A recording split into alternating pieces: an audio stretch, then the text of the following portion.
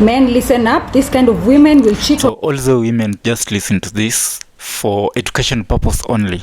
Kama wewe ni mwanamke, please songa karibu tusikize hii pamoja. So red flag number 1, hebu tusikize. On you endlessly, okay? Before you settle down with a woman, these are the things that are red flags that you need to look for a woman who's going to cheat on you 100%. Number 1. So nothing is hakuna mtu ako guaranteed that ata cheat on you. Ina depend na vile wewe na huyo mtu mtaanza kuishi. So mtu asikudanganya ati mtu ata cheat on you. Please listen to this na ukue cautious. A woman who drinks alcohol mpaka najisahau. So mimi kwanza sikuwa na expect atasema ati a woman who drinks alcohol. Alcohol is not bad. Alcohol is so bad kwa life yako, of which many people wamesuffer juu ya alcohol, but hata tukikunywa aje bado tutaiacha. So mwanamke yote mwenye anakunywa pombe, please, that is an ex. Si pia umesikia? That is an ex. So ebu tuende kwa step 2, number 2, reason number 2 ya red flag on a woman. Usiwahi sahau. Do not go settling down. Bebe, nimeanza kuongea haraka. I've started speaking very fast. Cheki, if you're a cheat na wewe tu ni mshenzi wa mwanaume, please, I'm talking to good men only. So listen, mwanamke mwenye talking about good men, I'm here. I'm one of the good men. Yeah, hebu tumsikie. Anaendanga kulala kwa club na marafiki zake akilewa huko, she will cheat on you. She will cheat on you. Yeah, that one is a tick. Demu yote anakunywa pombe, anaenda clubbing. Demu yote anajisahau kwamba ameoleka. Demu yote mwenye like kwa nyumba, there's nothing yeye anafanya. That one is an ex.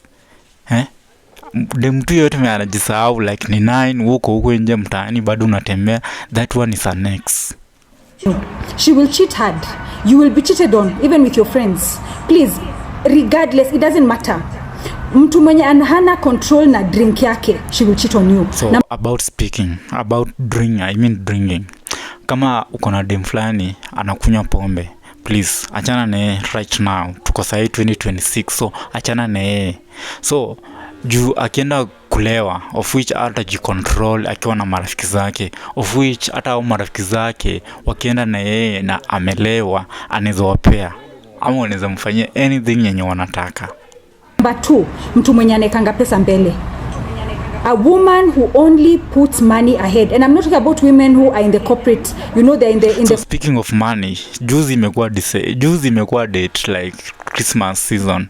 On a Christmas season, by the way, I met a girl with them. Akaniambia nataka do ya kushuka na nataka nguo na pia nataka unifanyie shopping, as in.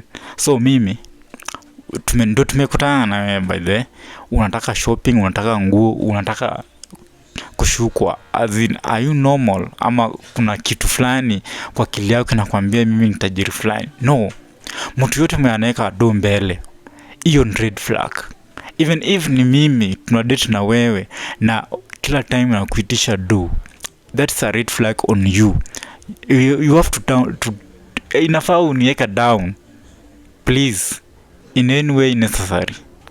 Corporate sector, they are looking for promotions, they are looking to become, you know, the big boss mama, they are looking to make money. Si hao, mimi naongea wenye wanapatanga advice ya kuambia waende wakatafute wanaume wenye wako na pesa. If a woman's main goal in life is to go look for money, for men with money, ile siku hizo pesa zako zitakuwa compared to another man mwenye akona mingi kuliko. So before hata amaliza ama before niendelee, kitu tunataka kukwambia ni there is good men out there wako na do. Ukiamua kusettle mweana do, hiyo ni shauri yako. Na pia for the men, kuna wanawake wengi wazuri wako na pesa na wenye hawana. Ukiamua kusettle na a broke one, mweana do, hiyo ni shauri yako. Kwa hizo zako utaachwa hapo kwa mataa. You will never forget. As a matter of fact, she will cheat. She will cheat on you with that man because money is the first thing that she's thinking. So speaking of cheating, ni kama tu cheating is so easy. Nasikianga wanawake ucheat juu ya emotions zao na feelings zao because they are so loyal to their feelings. And that one I agree. But why men cheat? Sisi tuna cheat ni juu maybe huyu apendezi, huyu pia apendezi na wewe unapendeza. Ndio maana that's the only reason tuna cheat. That's what I can explain in this context. But ebu tumalizie tumalizie. About and the last thing she thinks about before going to bed. Number 3, women with smacks addiction. By the way, smacks addiction is a thing. I know a lot of people think it's a joke. It's not. People go for meetings. You've heard of Alcoholic Anonymous, meetings for alcoholics. There is also meetings for smacks addicts. Mtu mwenye hawezi, kila saa tu anatetemeka, anataka tumjuluzi. Huyo saa zile utakuwa karibu, utaona mataa. Kama ni brother yako ako hapo karibu. Unajua sikuwa nimeshika the snake addiction, but now sasa nimepata that urge ya kuongelea this thing. So snake addiction, yani ndiye mwenye akiona ule mwanaume anamtaka, akiona ule mwanaume anamtaka. So in the streets of Nairobi kuna hii kitu yenye unapata dem fulani wewe unaongea naye right now, but tena mkienda huko juu tena unapata tena kuna mwanaume mwingine tena wanaongea naye the same thing, as in wewe una plan kumwoa pia mahali fulani, kuna mtu fulani ana plan kumwoa. Unaona, that is the snake addiction. Na tamaa mnaweka mbele, lakini why? Mbona uweke tamaa mbele? I don't see